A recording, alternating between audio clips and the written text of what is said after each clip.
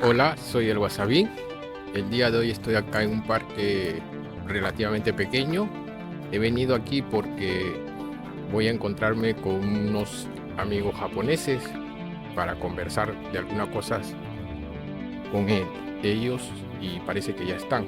El parque está ahorita con pocos niños, personas y bueno, eh,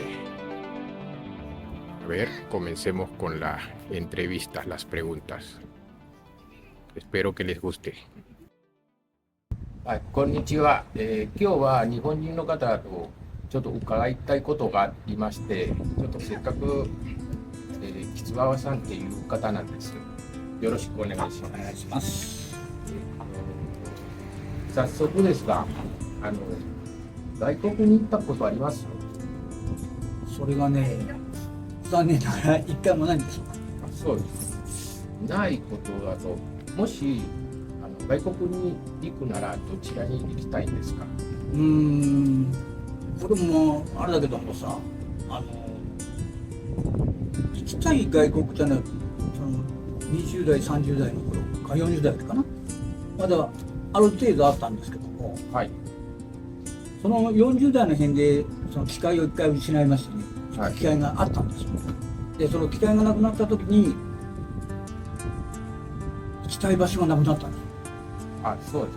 今現在はもうこの国とかあの国と行きたいことはないです。全くないです。全くないです。そうしたら、例えば私がアメリカと言ったらどういうイメージなんですか？やっぱり先進国の中で一番の国で、多くの民族ね、多様な言葉が飛び回ってる、はい、イメージなんですけど、お隣の国は韓国どうですか？顔が日本人とよく似てるけども、結局言葉が、ね、違うものだから通じないことです。そしたらじゃあ中国と同じ感覚ですか？感覚一緒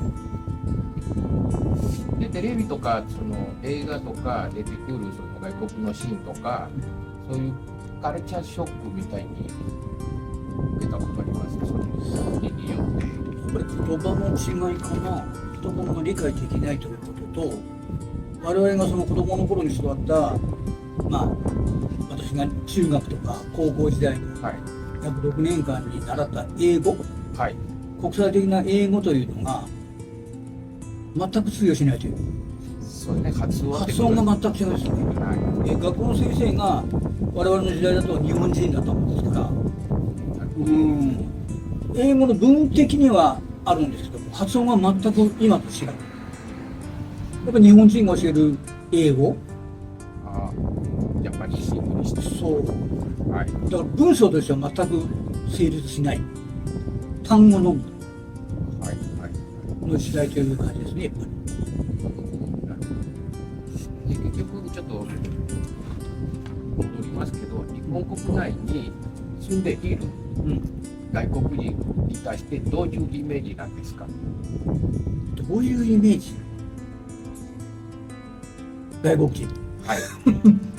嘘で、日本人じゃないし。いう感じかな。で、言葉が通じるかどうかもわからないし、その感情もわからないし、全く異質の人物。なるほど。という感覚になっちゃうんですよね。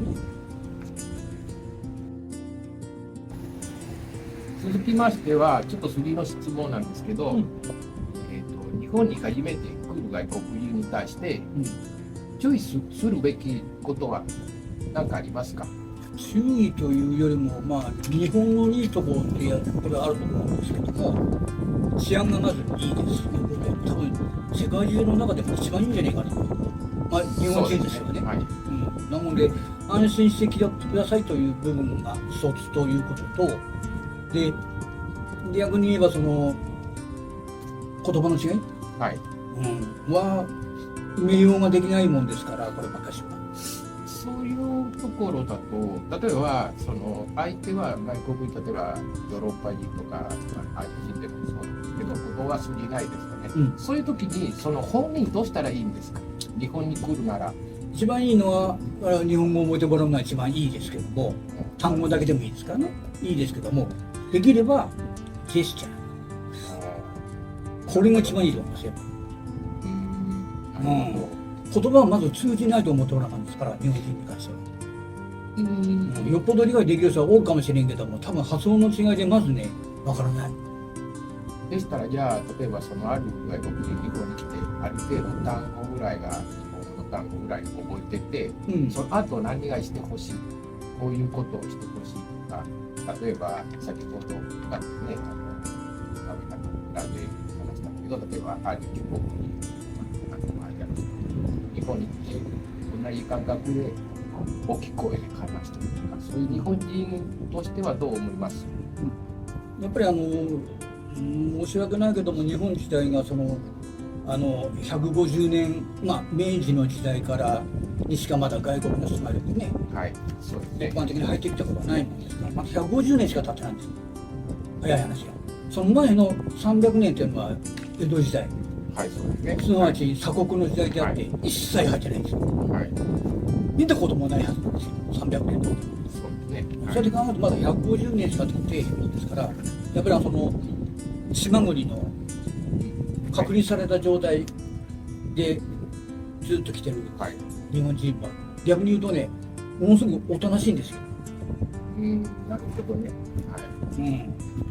で、外国人の方みたいな大きな声で話すとか、騒ぎまくるとか、そういうこと自体が得意としてないみたい。